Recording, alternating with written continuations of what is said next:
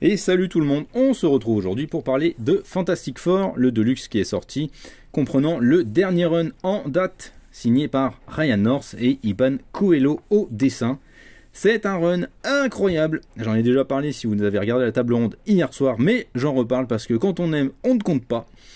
Voilà, c'est comme ça chez Excalibur. Alors, qu'est-ce qui se passe dans ce nouveau run des Fantastic Four? Eh bien, c'est très simple, il y a une catastrophe à New York et les Fantastic Four décident dans un premier temps de se séparer, de chacun faire leur route de leur côté, pour ensuite mieux se retrouver. On va d'abord suivre Ben et Alicia dans un premier chapitre, puis ensuite Reed et Sue, et puis dans un troisième chapitre, Johnny, avant de savoir pourquoi est-ce qu'ils ont dû se séparer les uns les autres. Johnny qui arbore un look magnifique dans ce run avec une moustache absolument divine. On dirait un beauf, mais en même temps, Johnny Storm n'est-il pas un gros beauf? C'est une bonne question. Et vraiment, c'est un très bon run pour plusieurs raisons. D'abord parce qu'on sent clairement que Ryan North est un fan absolu des personnages. Il les écrit super bien. Et il y a vraiment un truc que je note chez Ryan North, c'est qu'il écrit extraordinairement bien le couple Reed et Sue. J'ai toujours cette impression quand je lis des FF que Reed et Sue ne sont pas vraiment amoureux, qu'ils sont en couple voilà, parce que le poids des années fait qu'ils n'ont pas forcément envie d'aller se casser la tête à chercher ailleurs, et qu'ils ne sont pas plus amoureux que ça, que Reed est toujours dans ses expériences scientifiques, et que Sue aimerait avoir un peu plus d'attention de sa part.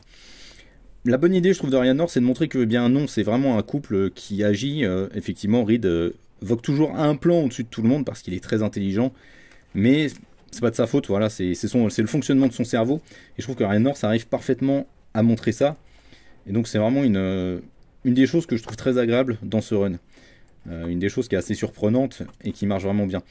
Et c'est vraiment toute la bonne idée de Ryan North dans tout ce run, c'est qu'il montre parfaitement pourquoi les Fantastic Four sont vraiment des membres à part de l'univers Marvel, que c'est une famille qui marche parfaitement ensemble, que c'est une famille qui est unie, avec des personnages très différents, au caractère souvent opposés, mais qui justement est une force pour eux, parce que c'est comme ça qu'ils arrivent à se compléter et à se sortir des pires situations.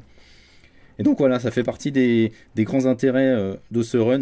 Voilà, vous voyez Ryan North qui fait des utilisations complètement faux folles des pouvoirs de Reed. Moi, j'aime énormément ça, parce que je trouve aussi que souvent les runs sont assez sages de ce point de vue-là.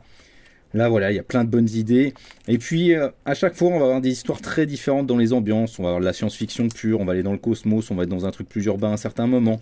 On va aller sous terre à d'autres. On va avoir Fatalis en adversaire, évidemment. Évidemment, je tombe sur Fatalis à ce moment-là.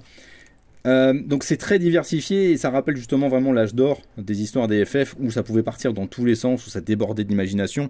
Et où finalement, la seule limite, c'était justement ça, l'imaginaire des équipes créatives. Et voilà, c'est vraiment un excellent run. Je vous conseille très fortement d'aller le découvrir, d'aller le lire, parce que à mon avis, si vous n'avez jamais rien lu sur les FF, vous allez être conquis. Ça va être un immense coup de cœur. Si vous êtes des fans absolus des FF, je pense que vous allez aussi adorer, parce que voilà, il y a cette écriture formidable des personnages, il y a des très beaux dessins, des aventures très différentes. Et voilà, c'est juste exceptionnel. Je suis heureux que Panini publie enfin ça en France. Et j'espère que vous allez être nombreux à vous précipiter dessus. Ciao, ciao!